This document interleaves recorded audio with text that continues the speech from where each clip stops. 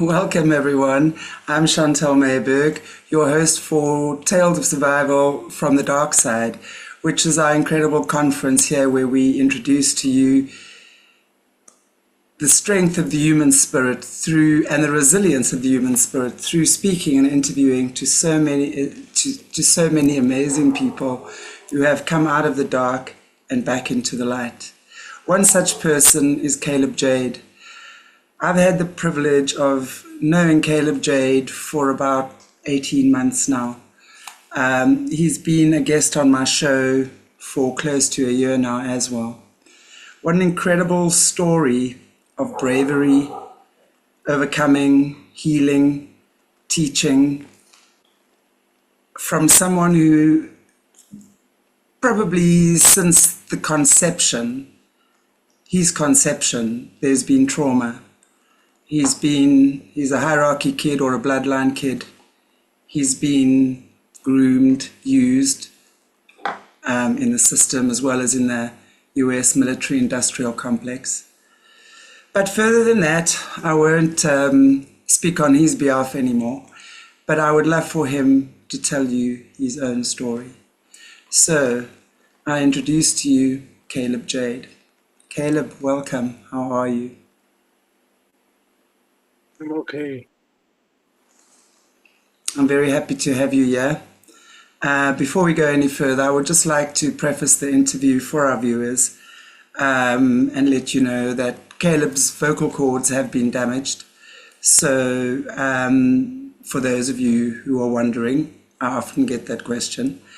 He also suffers from essential tremors, which is PTSD. So if his voice sounds a little bit slurring sometimes, that would be the reason for that. So I just wanted to let you guys know about that. Caleb, I know your story is absolutely incredible, one of bravery, and I've sat with you for many months in the beginning, listening to you and hearing your story. So I'm wondering if you could perhaps start from the beginning of your life. Who were your parents? Where were you born? How did it all begin for you? My mother is a Northern Cheyenne. She's somewhat well known amongst the Northern Cheyenne. We have a famous family in that nation. My father is German, Vietnam veteran, and somewhat of a scallywag, a nice guy. They kind of came together one night only, classic one night stand.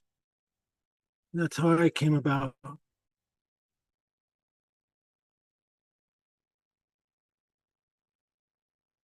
Happened during conception, happened in October or so, and I wasn't born until June. So there's my humble beginning. I always laugh about that with my dad because he can take me to the exact spot where it happened. And every time we went by there, he'd always point at it and go, "There it is." Kind of strange. Not everyone knows their place of conception. As the Right. story goes, my mother, coming from a traditional Cheyenne family, wasn't willing to admit who the father was for two reasons. One, she didn't even like my dad. And two, she was married at the time. So she was in effect having an affair with my dad for one night. He was on leave from the military. So there's my, I'll call it auspicious beginning. Thus, her not wanting the pregnancy, she decided to take steps to abort. It was about halfway through the pregnancy, I guess I'd say. So I wasn't just a zygote, I was fully formed at this point.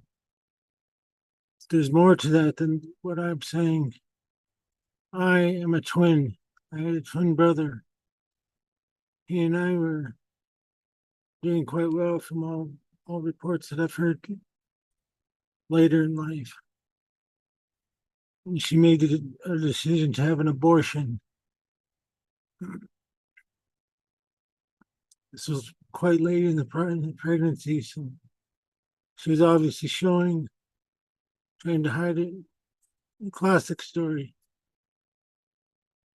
She went from Montana State, where I was born, to Kansas to have this abortion performed. Because in Montana State at the time it was illegal. And she didn't go to a regular doctor. She went to a doctor who was willing to perform the procedure for a fee. He didn't do a good job because she managed to get rid of my brother, kill him, murder him, whatever you want to say. And I came as a result and a surprise later. I guess I could thank God that it was a backyard abortion because they would have got us both if it'd been in a hospital. It being a backyard procedure, he didn't do a complete job. So, as my aunt would have told me when I was born, it was quite a surprise to her. She didn't know what was happening. She thought she was dying. She thought she was going to bleed to death from the procedure. And so they called a sheriff car. Sheriff car came and got us by asking me and my mother. I hadn't shown up yet. I was on the way. I guess she was bleeding profusely, and he was going 100 miles an hour trying to get to the hospital, which is about an hour and 10 minutes away. But along the way, he had to stop in a rest area parking lot to help my mother give birth to me. So I was born in the backseat of a police car, pretty much unannounced to her. She knew she had been pregnant, but she thought it was terminated. So complete shock to her. Thank God I was in the arms of the law. Something tells me that she would have tried to get rid of me somehow. But anyway, there's my beginning. Wow, quite auspicious to be born in a police car. And as you say, probably a good fortune around that as well. Thereafter, I know your story goes that she kept you for the first 2 years of your life. You were with her. Can you speak to us on that at all? What that was like for you? Do you have any memories of that? And what happened after the first 2 years of your life? Well, for the first 2 years, she kept me, and kept has quotes around it, only because my grandparents forced her to do so. They forced her to step up to the plate, so to speak, and take care of the baby. They wanted to know who the father was. She had to tell him. You have to understand that traditional Cheyenne family is a lot more strict than any family out there that you probably know. There's some serious rules. It's a matriarchy. What mother says is what goes. So she was forced to raise me. But it's also the fact that there's a lot of relatives who all had children at the same time. Amongst the Cheyennes, it's the women that raise the kids. So I got passed around a lot, different mothers who were nursing at different times. And so I got raised by the village basically.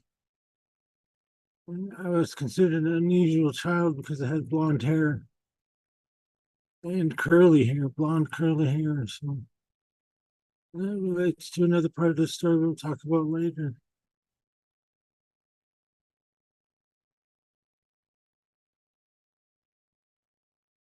I grew up speaking only Cheyenne and Plains Sign Language. didn't speak a word of English. I was only with Cheyenne people all the time, so that's kind of how my upbringing was about when I was younger.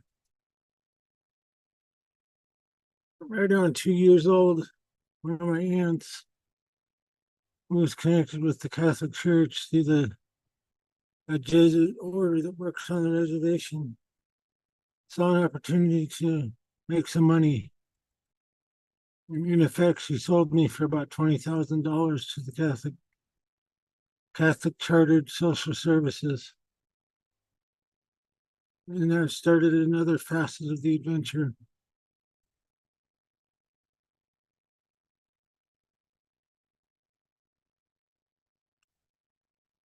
Went into the Catholic social services and saw different foster homes here and there. But I'm not sure how, but I garnered the attention of a Scotch family out of the bigger town that I went to. They took an interest in me at 2, and they began the proceedings to adopt me at 2.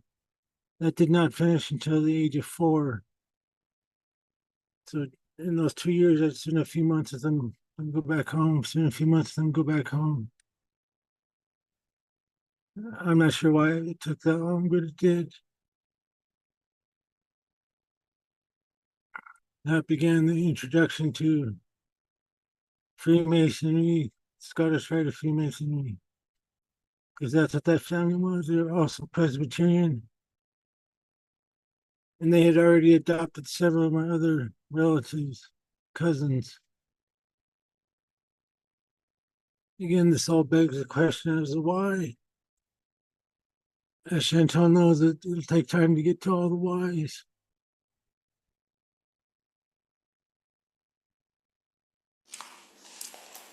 That's true. Um, it's quite an intricate tale, but as with all the other guests that we are having on this conference, we will be doing further interviews with Caleb as well.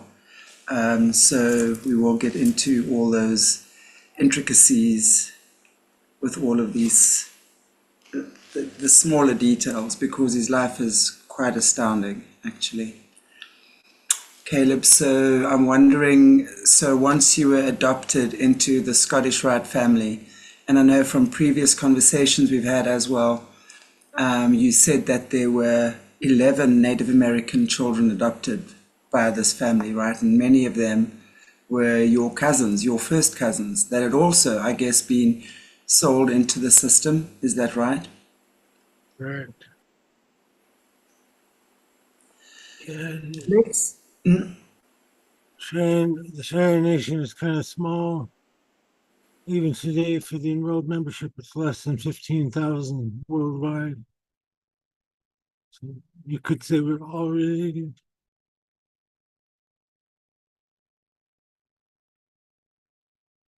Go ahead, I thought you were going to say.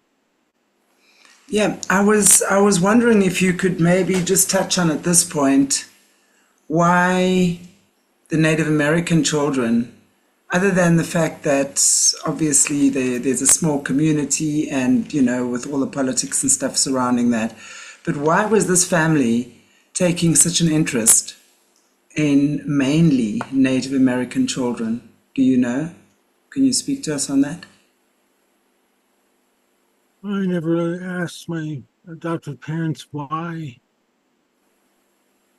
so I couldn't address that directly.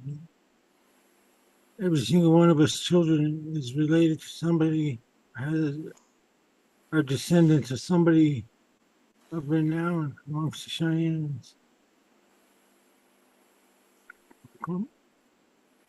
Some of my relatives, whom I'm sure we'll talk about again, are famous or infamous in American history. One is Black Kettle, who was killed at the Battle of Sand Creek. I say battle with quotes on it because it's more of a massacre. Depends on which side of history you're on. That's one of my grandfathers. Another one's name was Little Bird. who fought at the Battle of the Little Bighorn, or Custer's Fight. The most famous one in my life is one called Tangle Yellow Hair.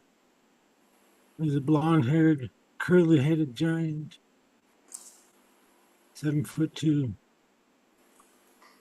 Others in the family were related to other famous leaders. I don't like to call them chiefs, but leaders, let's put it that way.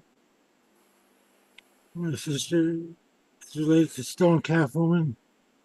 She's one of the fiercest warriors the Cheyennes ever knew, and she was a woman. So she put fear in the hearts of men. The other one was Big Head. He's another famous leader that carried the Cheyenne Nation to greatness. So my guess would be that would be why they picked Cheyennes.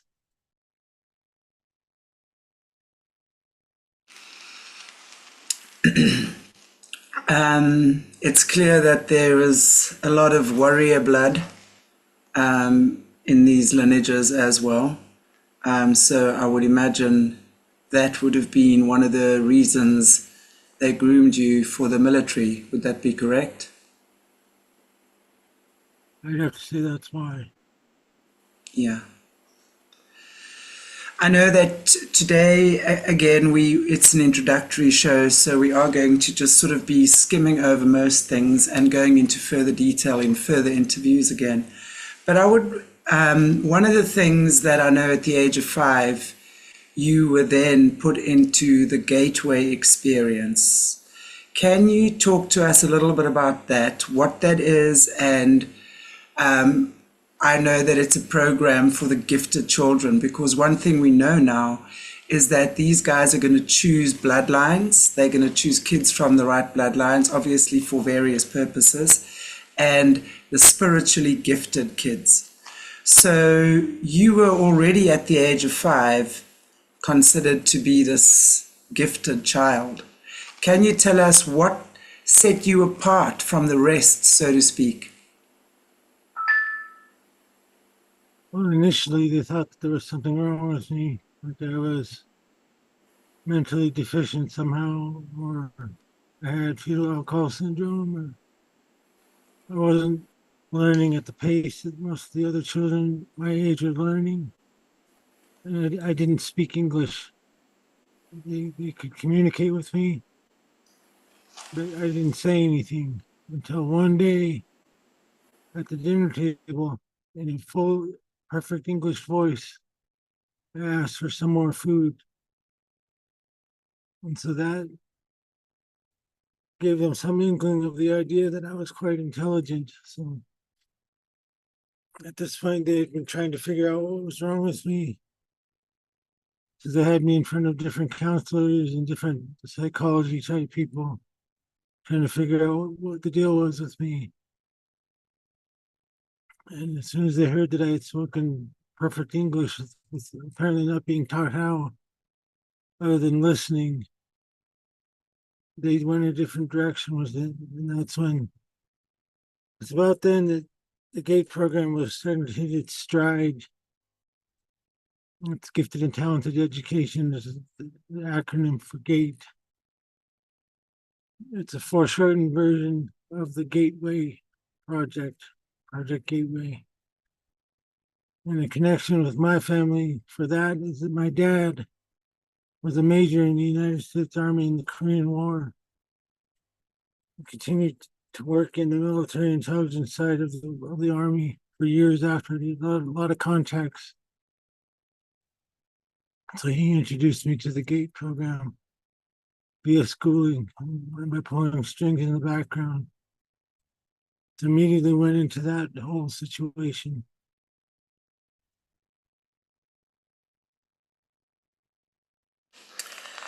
In a nutshell, what does the Gateway program do for kids? Does it heighten their spiritual gifts?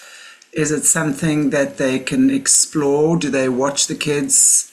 I recall hearing you say they kind of sit behind these one-way mirrors and they watch the kids with these various experiments they're doing on them, right?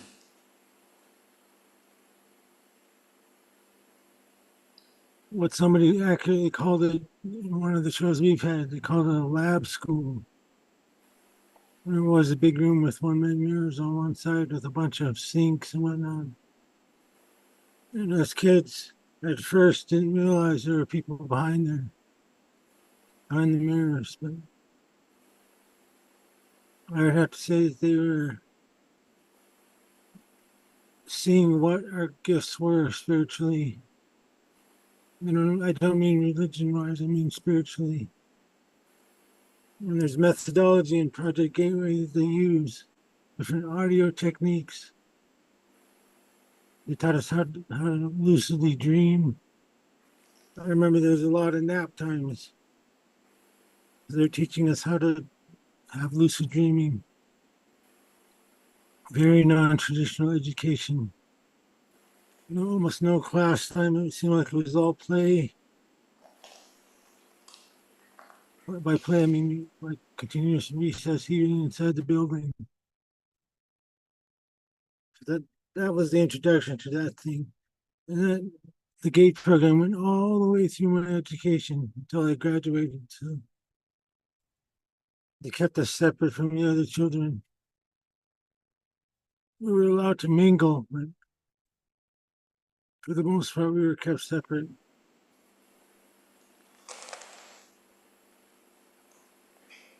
Were you kept separate because they didn't want you mixing with other kids? Were they already creating that separation between the hierarchy, if you will, and then the normal kids, so to speak? Was that part of that? I would have to say that's a huge part of it. It wanted us, putting us on Front Street, first of all. Second of all, making it plainly obvious that we were different from everybody else. And three, we were getting privileges other kids didn't have at the time.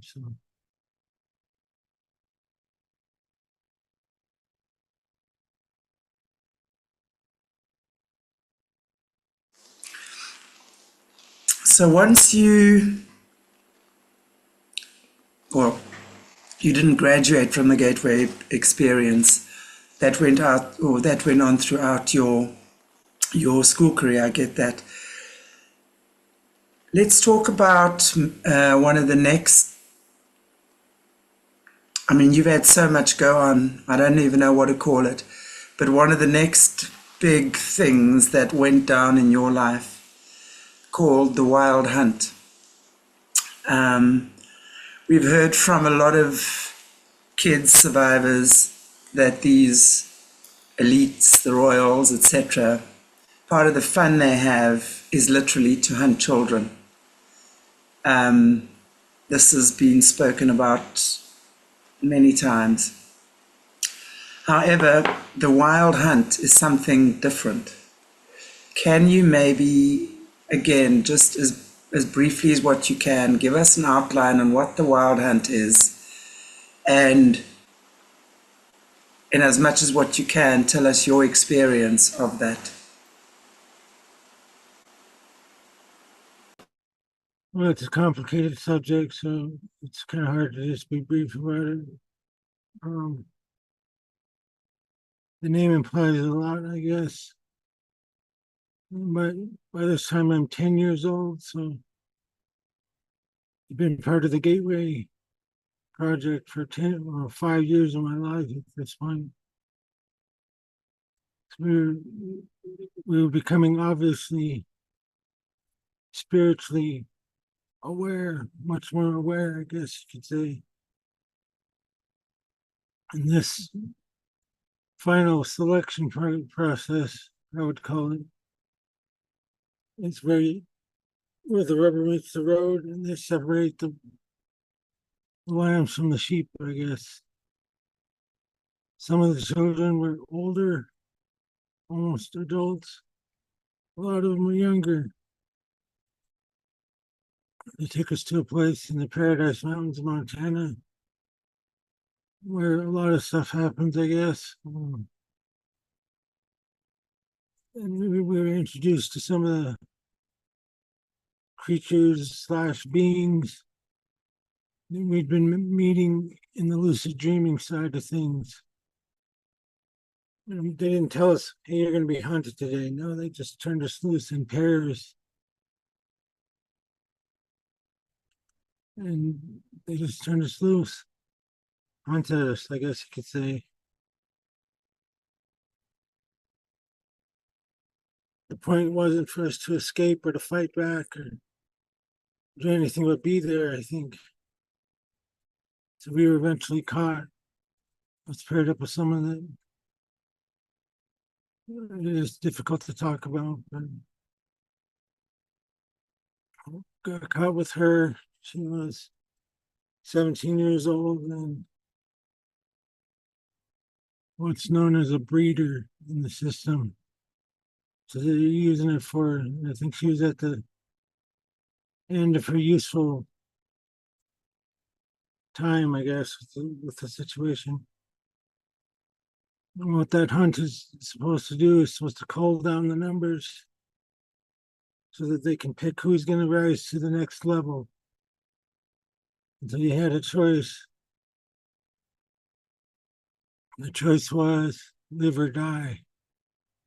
They didn't feed us, they didn't give us any water or nothing. So they put us in a metal box that was about the size of a large chest.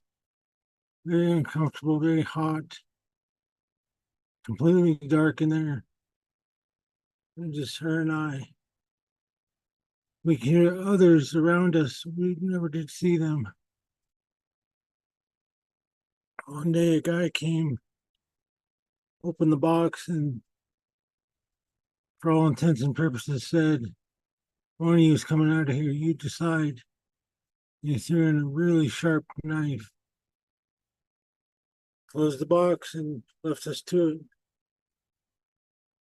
And this whole time, this girl, her name was Charlotta. It looks like it's spelled Charlotte, but it's pronounced Charlotta. Really tried to protect me, tried to mother me, tried to make the best of the situation if you can understand that. We're completely naked in the dark in this hot box for days. And she finally sang me to sleep one day. When I awoke, she had taken her own life. She was dead. They came and looked in on us and found her the way that she was and found me alive. And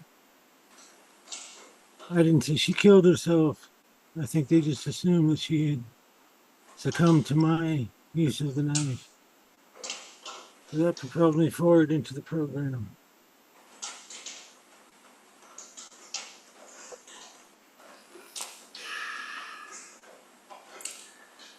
Wow. Never gets easier hearing these things, I have to say. And I know also from our previous discussions, that was kind of, I would imagine, one of their ways of seeing your skills in action or you as a warrior, right? Which then would have ultimately been one of the next steps that groomed you to be a very well-respected person in the US military, right? It was probably the beginning of it, yes.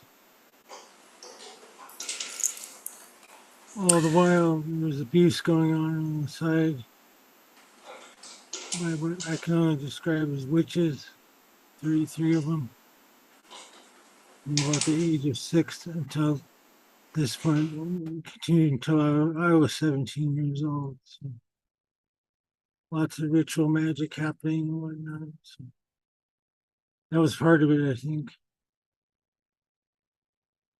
The selection, I guess you could say.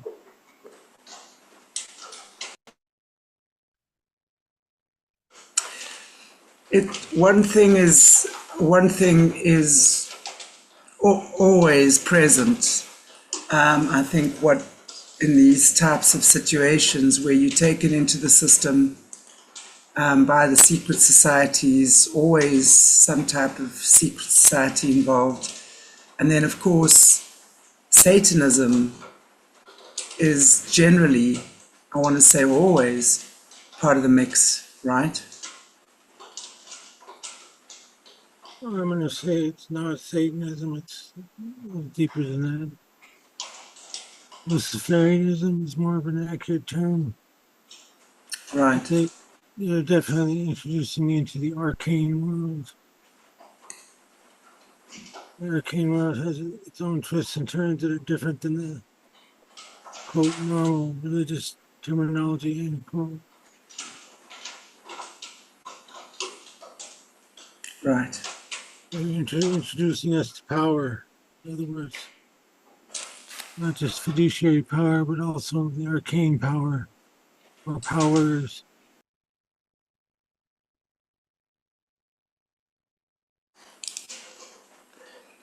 And you were born with natural spiritual gifts as well. So they obviously would have picked up on that. And you were naturally gifted, right? Right. And then, of course, more or less just seeing what we were about, what we could do.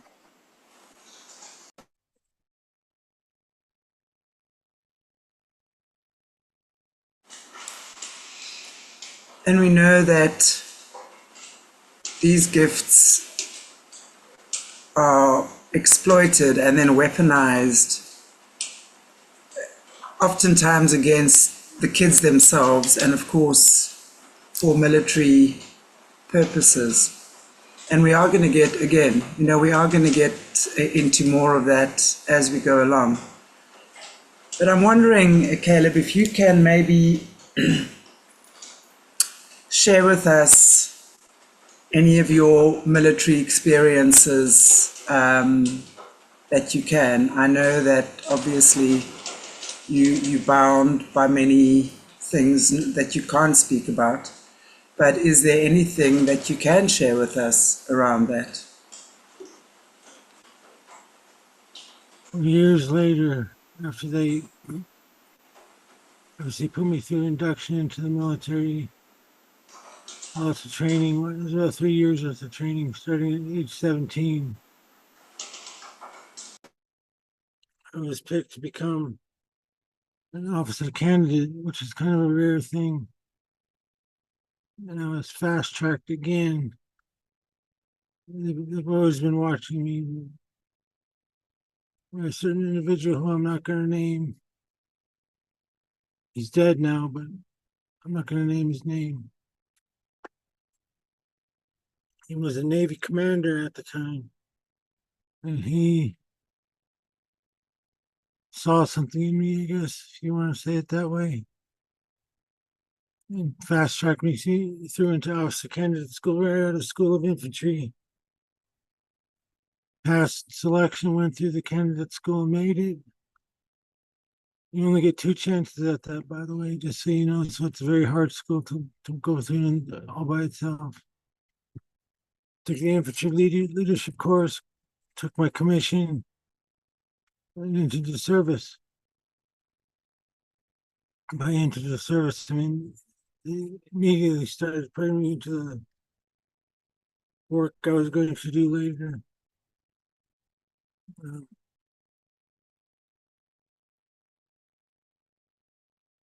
There's a lot to talk about with that, so I'm not sure how much more I should say here today.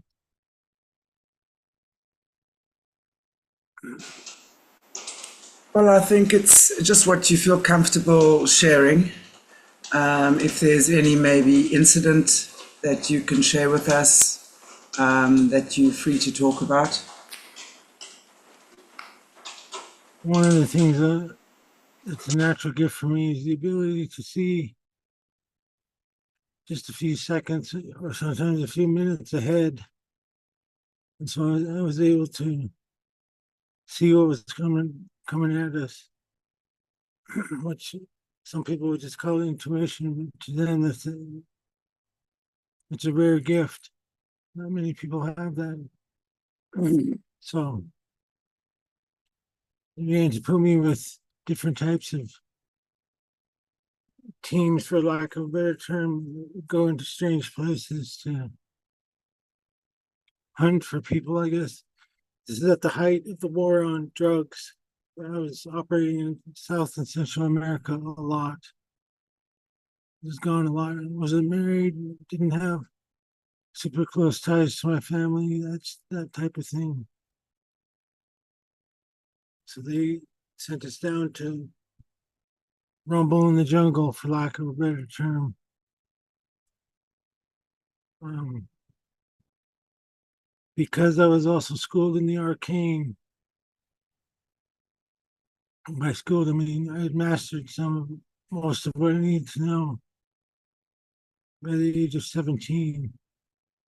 Um, began to introduce stranger things. Began to hear stories of giants, of an underground world.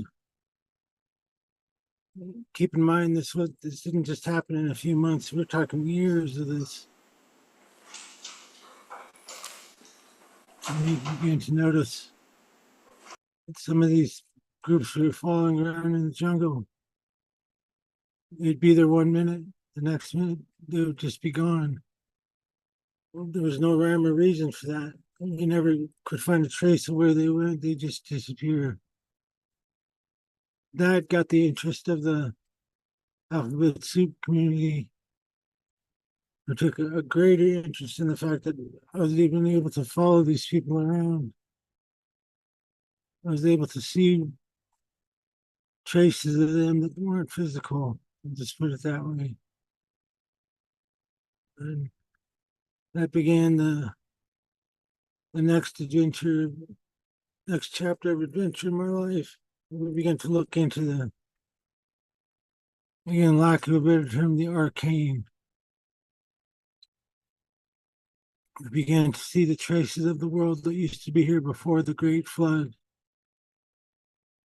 And this is back before it was well known that the Great Flood was covering up an awful lot of history and a lot of events that are becoming obvious and mainstream nowadays.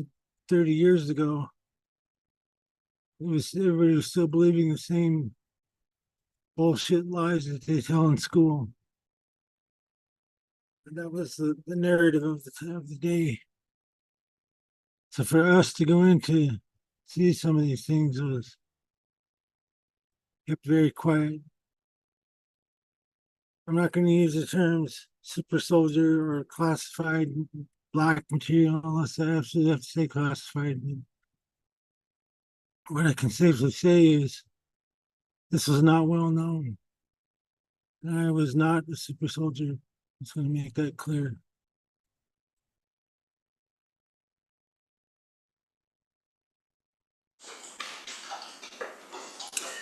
We've actually, I know, spoken quite a bit in the past about some of the incredible, as you say, giants, cryptids, I don't know, chimeras, all these things that we have been taught do not really exist. But I think you've shown us more and more that in fact they do exist and they're very real. And I think it's amazing that we are actually learning about these things now, because I think the time that we're living in right now, I mean, these things come to us, they're actually reaching our realm, right? By coming in through different portals. And would it be portals, spiritual gates, that sort of thing? There's a total structure of this spiritual slash arcane world that meshes with and intermingles with our world. And for those of us who've been in the arcane for a long time, we knew this was the truth. We get the complete summation of history, whereas normal people don't even get to see a part of it yet. They get to see the shadow that the powers that be want you to know. So most people are not aware that that stuff even exists, or that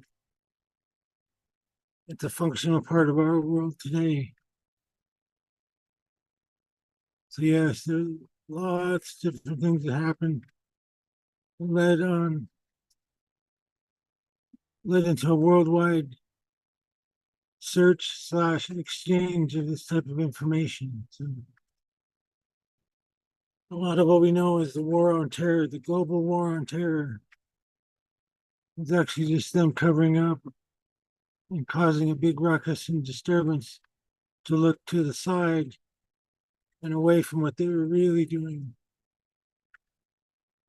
The reason why we were going into Afghanistan wasn't to find terrorists. They knew where that guy was. They were looking for artifacts, and they're also chasing down giants.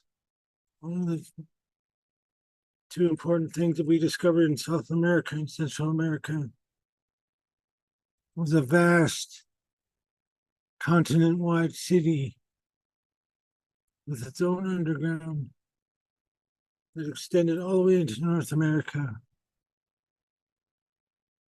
I never even got to see all the places I could have seen or gone to the places I could have gone to. There's decades worth of looking. Very dangerous, very unconventionally there. Let's put it that way.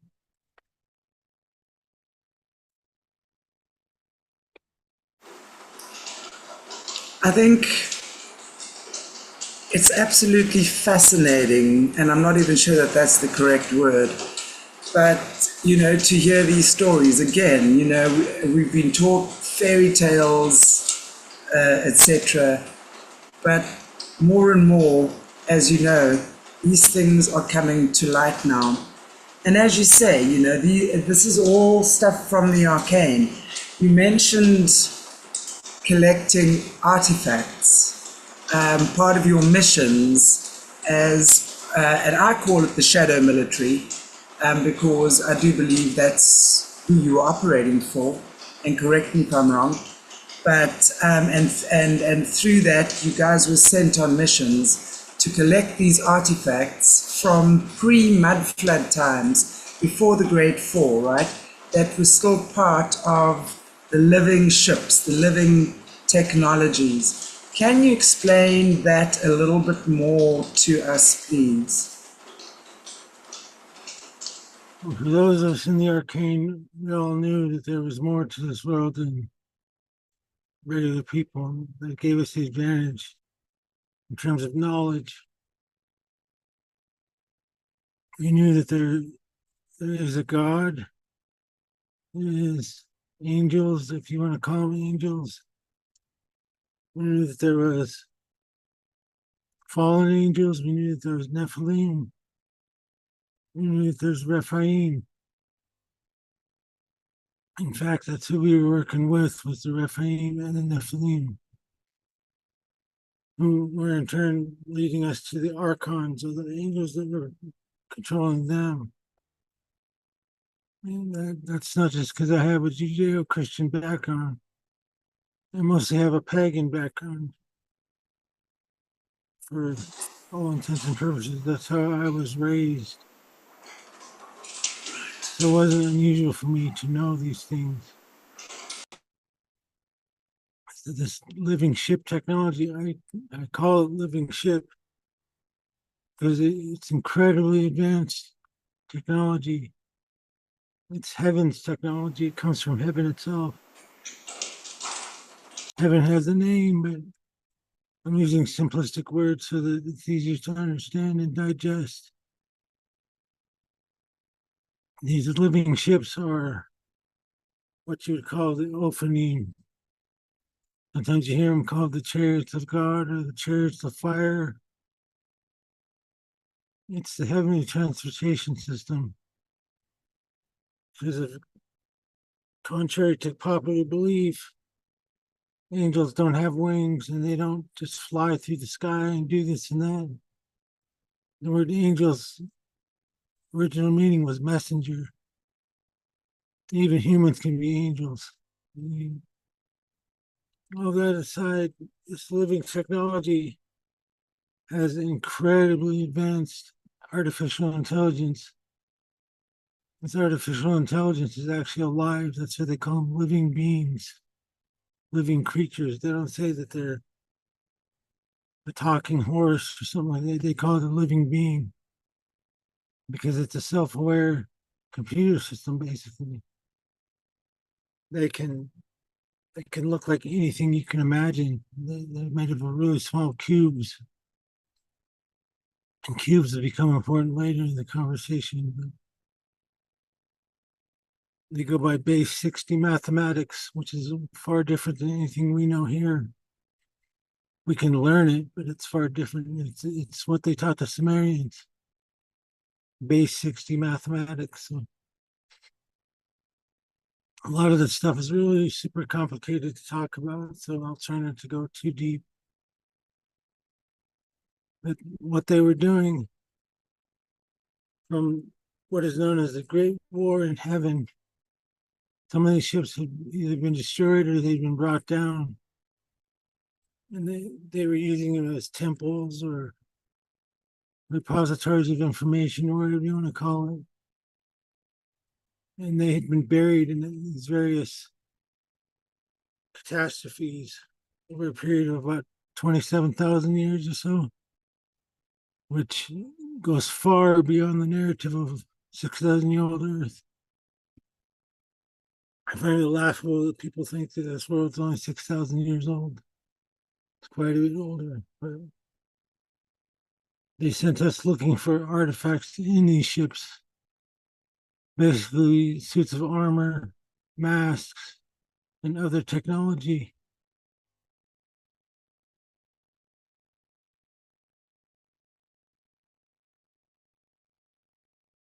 When we find these pieces that they were sending us to look for, we'd bring them out. And it begs the question, why did they send humans in when they could have just sent Nephilim or others in to find this stuff? Well, it's because they didn't have right to go there. The arcane world or the spirit world operates very differently than here. In the fact that they're very, very, very legalistic. They have rules that they absolutely live by. The rules can be broken, but there's always a contrary price to pay. And for some reason, they were kept from being able to go into these areas to get these artifacts themselves.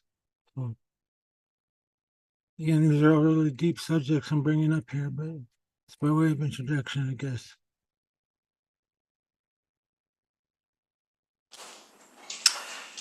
So, these artifacts that you collected, there were 10, right? Right. And you were part of collecting each and every one of these artifacts. Yes. So I would just like to explain to the viewers what that means for those who don't know. And please, again, if I'm wrong, please correct me. But basically, these 10 artifacts all were masks, are masks, that individually are very powerful in their own right, but they are designed to be fitted together, all 10 of these artifacts, to form one mask, and that mask would then be the mask that the person who takes the role of the antichrist would be wearing. Is that correct? There were 9 masks that fit together to make the one, the 10th, Right. The 10th and final king. Okay. Apologies. 9 masks, and then of course the 9 fits together to make the 10th and the 1. Absolutely. And each and every one of these masks has a life of its own.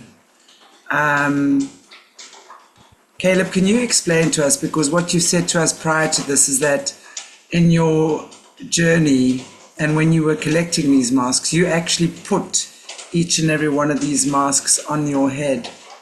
Can you tell us what that was like?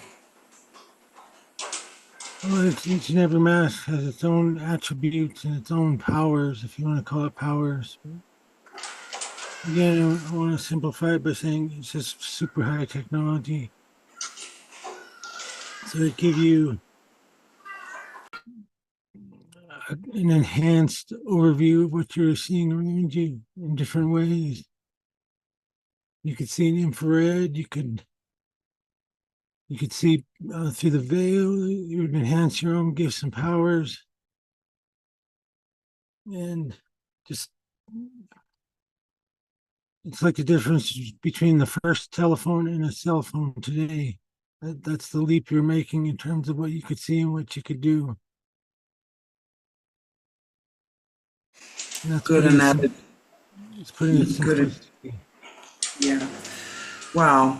So now together, when all 9 of these masks fit together to make the one, that is a super powerful mask. And that is now obviously the mask or the crown that the antichrist is supposed to wear. So I would imagine that all of them together gives this person like super duper extra hectic powers, right? And it enhances the powers you're born with naturally.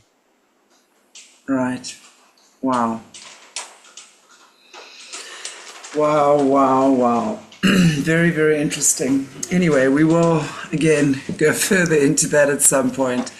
Um, Caleb, I know we kind of running a little bit short on time, but I'd like to ask you, I know that you had an experience during your career that led you to China. Are you able and willing to share with us about that? Well, again, this wasn't just a couple missions over a year or two. We're talking decades of doing this. And it led to all different corners of the world, from where I was born down to Central America, and from there down to South America, from South America to the South Pacific, from the South Pacific to Indochina, from Indochina to the Middle East, from the Middle East back to China itself, all through the Tajikistan, Afghanistan, Hindu Kush, into the Altai Mountains of China itself. And again, we were looking for these artifacts, parts and pieces, hunting down reports of giants and giants themselves, marking the caves they're coming out of, setting up those caves for exploration by other teams. And we're in the Altai Mountains. Altai is Altai or Y, depending on how you spell it. The Altai Mountain Range, looking into some of these things. Of course, uninvited by the host nation. We weren't there with permission, we were there covertly. And we began to hear stories of, not stories, but reports coming down the pipe that there was some people in trouble in China. And one of the rules that I've always lived by, there's a few of them that I live by. Some of the most important ones were rule number 1 is refer to rule number 2. Rule number 2 is unless otherwise directed, continue doing what you're going to do. That was the fancy way of saying, you guys do whatever you want because you're not on paper anyway. Unless you're otherwise directed, continue the mission. So we figured that we could put our weight into whatever was happening. And whatever was going, it was a big deal. It was a huge deal what was happening. And it involves the people called the Uyghurs. You'll have to look up how to spell that. I can't spell it on the screen here, but the Uyghurs are a minority group in China, communist China, that's really persecuted. There's Muslims and there's Christians. And these are dissidents that are actively standing up to the Chinese People's Liberation Army, or the PLA. And so we went in on our own. Well, it wasn't, we weren't on our own. We went in with very little sanction to get these guys out, didn't have much of a plan other than to put on loud Hawaiian shirts and go in as boisterous, loud American tourists. I think it was painfully obvious what we were because we didn't look like tourists, but went in, got caught up in the mix, tangled with the PLA. And we got some of these people out. They were going to be killed anyhow, so they didn't have a lot to lose. And along the way, we got captured. There's a thing called plausible deniability that's built into the non-disclosure agreements that are signed, where you know if you're caught, there's not going to be anybody going to come rescue you. Nobody's going to come save you. The U.S. government will just abandon you. They'll deny that you even had citizenship. They'll deny everything. So for 3 of my teammates, that's what happened. Myself and 2 others. So 3 of us didn't make it out of a team of 8. The other ones did make it out eventually into the South China Sea with these dissidents, for lack of a better term, these Uyghurs. So we went from an Indiana Jones adventure to a Black Hawk Down situation where we were caught and captured. And that's what ended my overtly covert career. I spent 6 months in a Chinese prison being tortured. And to this day, I have 2 teammates who are missing, so they've never found them. They've never turned up anywhere, so I'm assuming they're dead. But that's something I'm not going to give you operational details. I'm not going to tell you the year. I'm not going to tell you who or where or what, other than what I've told you. You hear so little about this on the news or in the mainstream that you probably never heard of it. That's not surprising because things like this happen every single day. It's just never talked about. So that began my overtly overt world into the covert. If that makes sense. How did you get out? Well, I had made some connections with another foreign power. So it starts with an I. I think you can guess who. Ends with an L.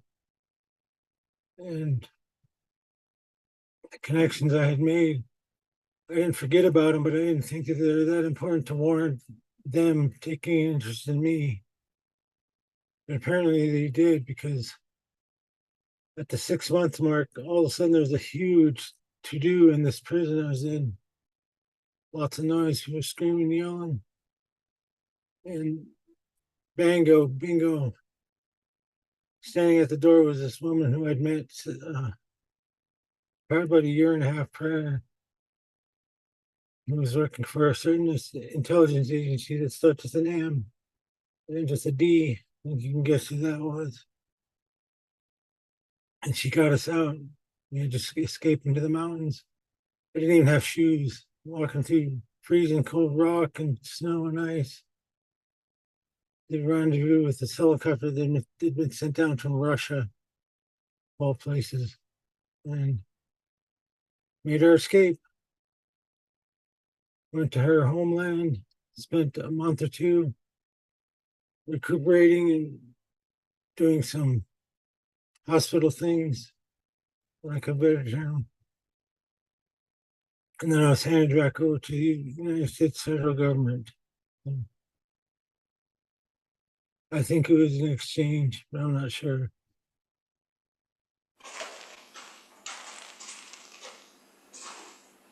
I'm glad they exchanged you.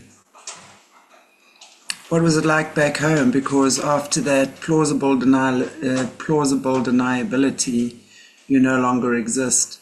So what happened when you came home? They call it being put on ice, where they kind of put you on a back burner because you know too much to be any good to anywhere else. So you kind of just thrown back into the mix. But since you're not even alive anymore, quote unquote, they can basically do whatever they want with you. And instead of trusting me to have a place like my own apartment or something like that, they put me in jails. So I got to take the tour of the nation's jails. That's partly to keep a real close eye on me, and partly because I was really dangerous at the time. I was dangerous in the fact that I didn't have anything to lose. So kind of a dual purpose thing to do, but they do it a lot. It happens a lot. So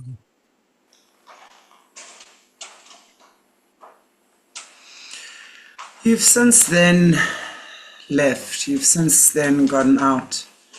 Can you talk to us a little bit about how you got out and what it's been like for you since you've been out? I've gotten to a point where I think they felt like they could either trust me or they're just going to try to get rid of me. By get rid of me, I mean shoot me and bury me somewhere or dispose of me someplace. And since I was living under 2 or 3 different cover stories anyway, it wouldn't have been a great, huge loss or even a huge stretch of the imagination for me to make my own way out. And they presented me with an offer of $10,000 a month, a woman, a brand new BMW, and a big house with a corner office doing a job that was nothing. And that's how I'd retire. I read between the lies, and I knew that retirement, they're going to try to wax me, waste me, or kill me. So I figured I didn't have anything to lose by running away. So I turned them down and I left. I just walked away. That was almost 12 years ago now, today. Not today, but 12 years ago this year. Today, the day of the interview? No, not the day of the interview. Okay, I'm with you. But with the year, so it's 12 years ago. Wow, that's incredible. And what's your life been like since you walked away? Well, it's kind of one of hardship and just surviving, lots of survival skills. I was taking a lot of enhancing drugs. I'm not going to get into that right now, just explain what those are, but I had a lot of chemical enhancements through the federal government. And I went from having everything to having nothing overnight. My bank accounts, any kind of accumulated anything was all either seized or didn't exist anyway. So went from being pretty comfortable, aside from the fact that I had to do their work, to being homeless for all intents and purposes. I've gone from coast to coast, from the west coast to the east coast, back to the west coast, and now I'm in the central part of the country.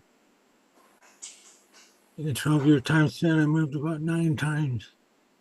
Ran, mostly, but always on the move.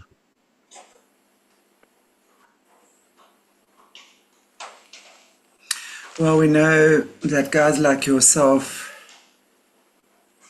pretty much can't get out because the minute you try, we know that all sorts of blackmail tactics are used if needed. They freeze your bank accounts. They ensure that you don't get employment. They make sure every bit of security you have, material security you have, gets taken away. So they pretty much have control over your life. And I know that you've actually written a book called Jade's Book of Miracles, which is actually available on Amazon,